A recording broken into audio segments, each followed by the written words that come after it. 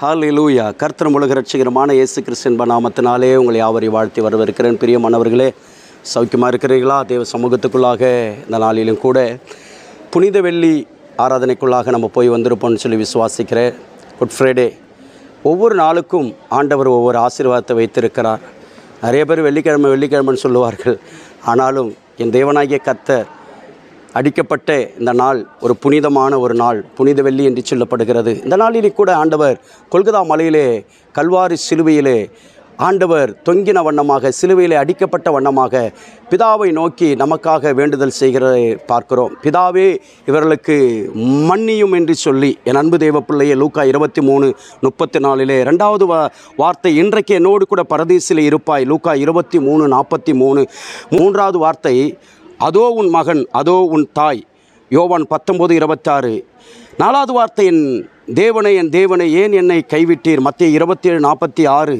ஐந்தாவது வார்த்தை, தாகமாக இருக்கிறேன், யோவான் 19:28.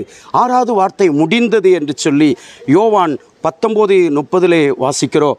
ஏழாவது வார்த்தை, உம்முடைய கைகளில் என் ஆவியை ஒப்புவிக்கிறேன் என்று சொல்லி ஜீவனை விட்டார், லூக்கா 23:46. என் அன்பு தேவ பிள்ளையே, இந்த வார்த்தையானது எப்பேற்பட்ட நிலைமை, 5 காயங்கள் ஏற்ற வண்ணமாக கைகளிலும் கால்களிலும் தேவ சமூகத்துக்குள்ள விழாவில் கொத்தப்பட்ட வண்ணமாக அவருடைய சிரசிலே என் அன்பு தேவ பிள்ளையே இப்படிப்பட்ட முள் சூட்டப்பட்ட, இப்படிப்பட்ட முள்ளினாலே செய்யப்பட்ட கிரீடத்தை சூட்டி அடித்து தேவ சமூகத்துக்குள்ளாக ஆண்டவராகிய இயேசு கிறிஸ்துவை சித்திரவதை பண்ணி கொண்டிருக்கிற வேளையிலே, உச்சி வெயிலிலே என் அன்பு தேவ பிள்ளை 6 மணி நேரத்திலிருந்து 9 மணி நேரம் வரையிலும் இந்த 7 வார்த்தை 3 மணி நேரமும் தேவ சமூகத்துக்குள்ளா பிதாவுக்கு முன்பாக ஏறெடுக்கிறதை பார்க்கிறோம். என் அன்பு தேவ பிள்ளையே, பிதாவே இவர்களுக்கு மன்னியும் என்று சொன்னவர், இன்றைக்கு நாம் பிறர்களை மன்னிக்க வேண்டும். இன்றைக்கு என்னோடு கூட பரதீசிலே இரு என்று சொன்னவர், நாமும் பிறரை நாம் ஏற்றுக்கொள்ள வேண்டும். மூன்றாவது காரியம், அன்பு தேவ பிள்ளையே, இதோ உன்னுடைய மகன், இதோ உன்னுடைய தாய் என்று சொல்லி மற்றவர்களை நாம் அரவணைத்துக் கொள்ள வேண்டும் தேவ சமூகத்துக்குள்ளாக.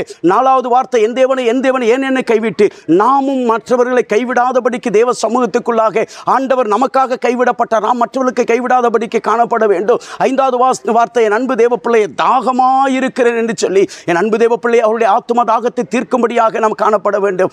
ஆறாவது வார்த்தை, முடிந்தது, உனக்காக எனக்காக கர்த்தர் யாவையும் செய்து முடித்தார். ஏழாவது வார்த்தை, ஆண்டவருடைய சமூகத்துக்குள்ளாக என் அன்பு தேவ பிள்ளை என் ஆவியை ஒப்புவிக்கிறேன் என்று சொல்லி ஜீவனை ஒப்பு கொடுத்தார். இன்றைக்கு தேவ சமூகத்துக்குள்ள நாமும் கர்த்தருடைய நாமத்து நிமித்தம் ஆண்டவர் நமக்கு கொடுக்கப்பட்டிருக்கிற காரியத்திலே, நமக்கு கொடுக்கப்பட்டிருக்கிற ஊழியத்திலே, நமக்கு கொடுக்கப்பட்டிருக்கிற கையின் பிரியாசங்களை சகல காரியத்திலும் கர்த்தரிடத்திலே கணக்கு ஒப்புவிக்கிறவர்களாய் காணப்பட வேண்டும். இந்த ஆரோக்கியமான வசனம், இந்த சத்திய வசனத்தை என் அன்பு தேவ பிள்ளை பரிசுத்த ஆவியானுடைய ஒத்தாசை கொண்டு பவுல் சொல்லுகிறார், இதை காத்து இதை நீங்கள் பயன்படுத்துங்கள், மற்றவர்களுக்கு சொல்லுங்கள், இதை ஜாக்கிரதையாக பயன்படுத்துங்கள் என்று சொல்லப்படுகிறது. தேவ சமூகத்துக்குள்ளாக என் அன்பு தேவ பிள்ளையே, இந்த புனித வெள்ளிக்குரிய ஆசீர்வாதமும் என் அன்பு தேவ பிள்ளை எல்லா துக்கமான காரியமும் என் அன்பு தேவ பிள்ளை முடிந்து விட்டது.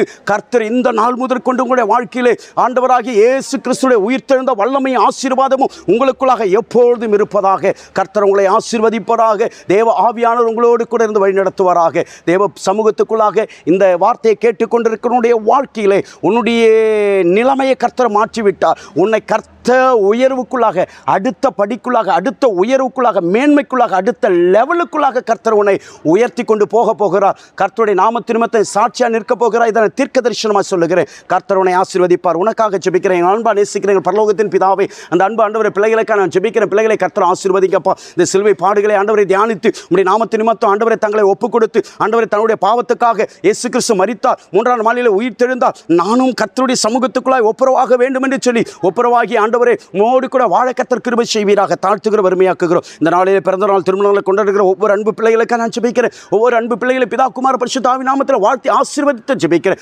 ஆசீர்வாதத்தின் கரம் கூட இருக்கட்டும். பெரிய காரியத்தை செய், இயேசுவின் ரத்தம் செய், இயேசு கிறிஸ்துவின் நாமத்தில் ஜெபிக்கிறேன் என் ஜீவனுள்ள நல்ல பிதாவே.